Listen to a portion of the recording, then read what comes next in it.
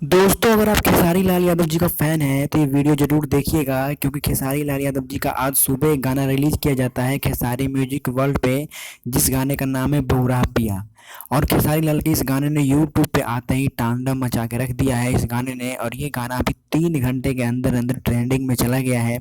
अगर आप खेसारी लाल के फैन हैं तो इस वीडियो को जाके दबा के शेयर कीजिए, इस गाने को यूट्यूब पे जाके सर्च कीजिए बहुराह पिया, और इस गाने को ट्रेंडिंग में नहीं नंबर 1 ट्रेंडिंग में पहुंचाइए।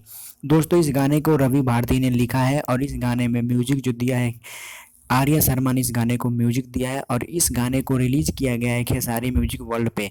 दोस्तों, अभी खेसारी लाल यादव जी का 5 गाना ट्रेंडिंग में चल रहा है और ये छठा गाना है जो भी ट्रेंडिंग में आने वाला है। आप क्या कहना चाहेंगे खेसारी लाल के बारे में, प्लीज़ हमें कमेंट करके ज़रूर बताएं।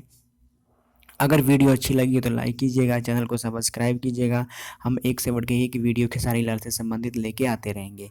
बस आप लोग अपना प्यार बना के रखें, चैनल को सब्सक्राइब जरूर करें। Thank you.